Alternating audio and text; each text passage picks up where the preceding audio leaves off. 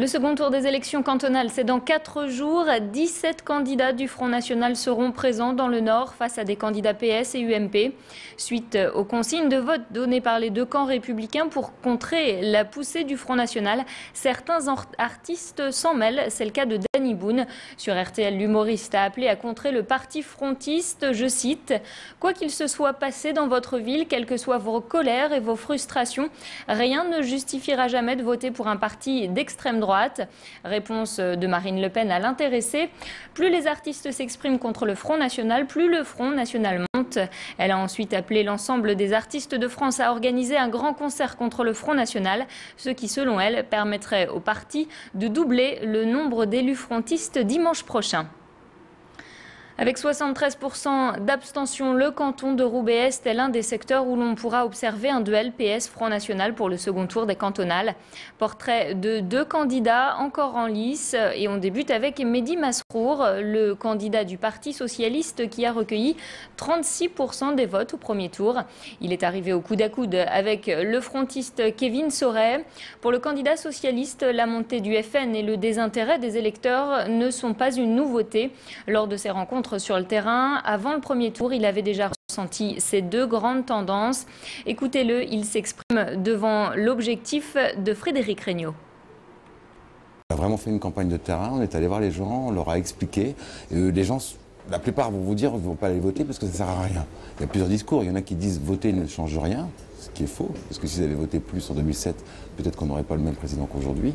D'autres personnes disent mais pourquoi je voterai, qu'est-ce que vous faites pour moi? Ça c'est un discours aujourd'hui où on sent qu'il y a de moins en moins du sens du collectif.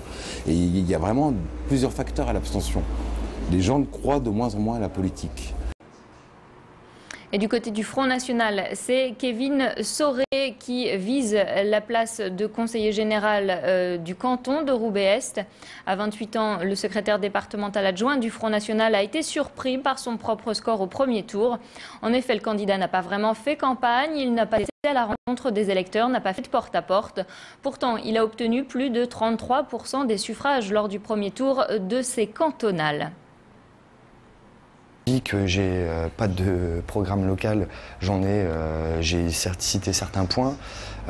J'ai pas pu faire énormément de campagne puisque nous n'avons pas les moyens du PS et de l'UMP. Ce qu'il faut le savoir, nous sommes comme tous les Français, nous sommes serrés à la ceinture.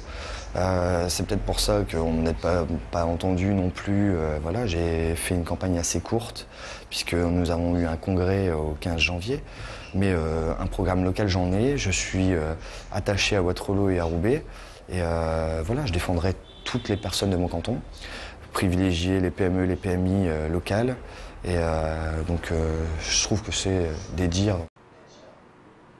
Et on reste toujours sur la commune de Roubaix avec cette manifestation qui a eu lieu hier matin au CHR. Une réunion du conseil de surveillance avait lieu dans les locaux de l'établissement de santé en présence de son président René Van Dierendonck. L'occasion pour le personnel d'interpeller l'élu sur leurs conditions de travail. Et les syndicats pointent du doigt une mauvaise gestion du personnel avec de moins en moins d'embauches, des absences non remplacées. Ils parlent de souffrance au travail et ont notamment interpellé René Van Dierendonck sur la vétusté de la maternité. Explication de leur grief avec ce représentant de la CGT. Il est au micro de Tanguy Lécluse. Il faut savoir que le plan de retour à l'équilibre, c'est un exercice obligé pour l'hôpital.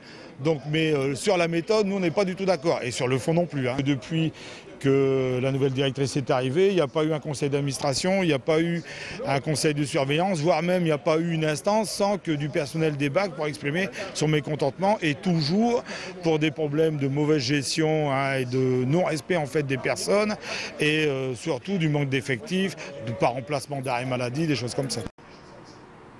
De son côté, René Van Dierendonck ne nie pas les difficultés, mais il parle plutôt de problèmes de management. Écoutez-le.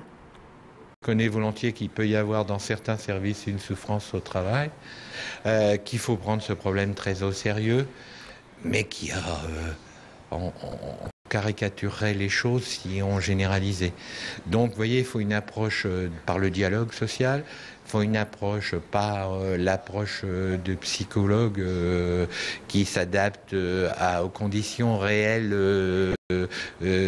d'exécution de la tâche de travail. Bon, puis il y a un gros travail à faire aussi sur le management et les ressources humaines dans cet hôpital. On reste dans le domaine de la santé avec le nuage radioactif en provenance du Japon qui devrait passer au-dessus de nous aujourd'hui même. Selon les autorités sanitaires compétentes et indépendantes, il n'y aurait aucun danger pour la santé des Français. Les émissions de la centrale nucléaire de Fukushima, située à près de 10 000 km de la France, ont eu le temps d'être diluées par des volumes d'air plus importants. Confirmation par téléphone avec l'autorité de sûreté nucléaire de Douai. Alors actuellement des masses d'air très faiblement contaminées avec des niveaux de l'ordre de 1000 à 10 000 fois inférieurs à ceux relevés suite à l'accident de Tchernobyl, donc devraient atteindre le territoire national a priori à partir de mercredi. Ces masses d'air sont sans conséquence pour la santé des personnes. Les informations qui sont données par l'autorité de sûreté nucléaire sont valables sur l'ensemble du territoire métropolitain et il n'y a pas de spécificité pour la région Nord-Pas-de-Calais. Avant de se quitter, je vous emmène du côté du lycée de Marc-en-Barœul. Les élèves y accueillaient hier un invité de marque, Éric Orsena, le romancier et académicien français. Plus de 200 élèves ont pu dialoguer avec l'auteur pendant près d'une heure et demie. Un débat qui a tourné autour des œuvres de l'auteur, mais aussi de la mondialisation ou encore de l'avenir des étudiants. Voilà, c'est la fin de ce flash. Merci de l'avoir suivi. Dans un court instant, on fait tout de suite le point sur vos prévisions météo.